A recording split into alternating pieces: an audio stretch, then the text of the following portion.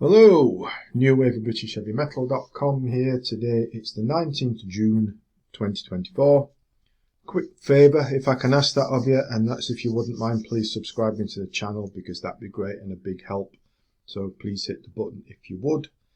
Today we're looking at The Tangent and their album that came out very recently called To Follow Polaris.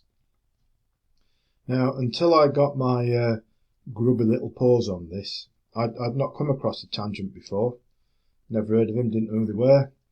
And to thank for drawing my attention to them, I thank Simon from For the Lost PR, who got in touch with me and thought I might like to review this. And he kindly sent me a copy of the CD in order for me to do that. But before I listened to it, after it arrived, I had a quick look around to see what I could find out about The Tangent, and discovered that they've been around for quite a while. Their previous albums appear to be quite popular and well received in prog rock circles. And To Follow Polaris is it's The Tangent, but it's noted as The Tangent 4-1.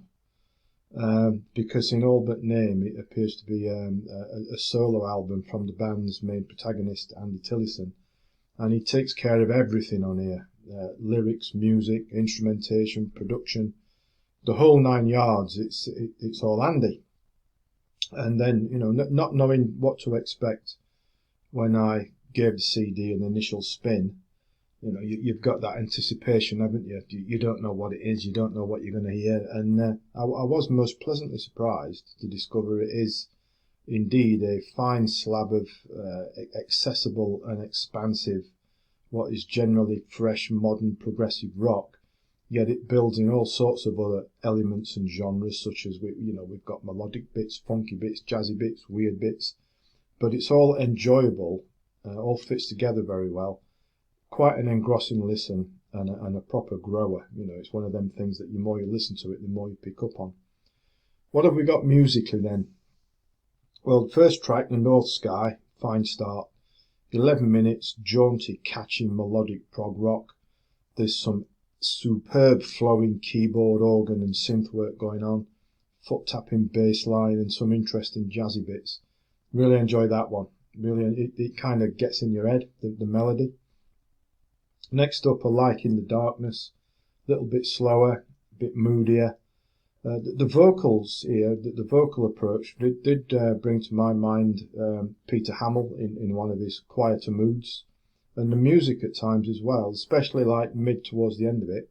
We've got some sort of like offbeat jazzy-ish parts. And it did bring to my mind, not, you know, following on from Peter Hamill, it made me think a little bit about, it sounded rather like Van der Graaf. And that's no bad number in my book, because, you know, I've been into Van der Graaf for about 45 years. Yes, I'm very old. Next, Fine Line, you know, more enjoyable variation, sort of a catchy prog with a retro 70s feel. And that leads up to the 20-minute musical adventure that is The Anachronism. Now, this is quite a remarkable piece of music. Superbly expansive, progressive rock, seamlessly building in so many other genres and time changes along the way. It's quite dizzying. Mostly, yes, it's prog, but it's part driving prog metal, part jazzy, part just about everything else. And so well written and performed. It's a type of, just like the album itself, The Anachronism is, each time you listen to it, you pick up on more and more stuff, because it's complex, but it's also accessible. Right? Contradiction, right? But fantastic 20 minutes worth. But the fun doesn't end there, oh no, because then we've got the single, which is a nice catchy song, and then we've got a shorter version of The North Sky, one of them, like they call them radio edits, don't they? And then if you get the limited edition media book thingy, you know, the hardback book with the glossy pages and whatnot, if you pick that up, you also get a meandering 17-minute instrumental called Tea at Betty's, which, being a Yorkshire bloke, I suppose that could be something to do with, Betty's tea rooms in Harrogate and York and whatnot, because they're quite a well-known feature in my home county. They are Betty's tea rooms. But anyway, it's a slight digression, isn't it?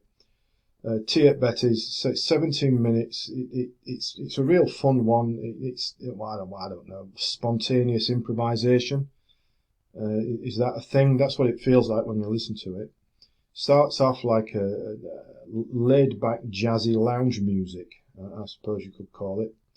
And that rambles on for a few minutes, and then it transitions into quite a frantic midsection, sounding a little bit like if Frank Zappa and a mid-70s Van de Graaff generator were jamming in a studio, just having fun. It sounds a bit like that, as it goes there and back again. Again, listen to Tea at Betty's a few times and you'll get what I'm talking about. I do like this album plenty. I think To Follow Polaris is a fine album indeed. And I thank Simon again from The Lost for sending me a review copy. It's an album that's got much to offer. It delivers, in my view, and especially with it being so varied in style. So there's much more going on here than what you might call a traditional prog rock album, and it gets a double thumbs up from me. I'll put a link to it underneath if you want to go and check it out, various formats available and all that. Please do subscribe to the channel before you go, because that'd be big help. And as always, thanks for watching, thanks for listening, and take care.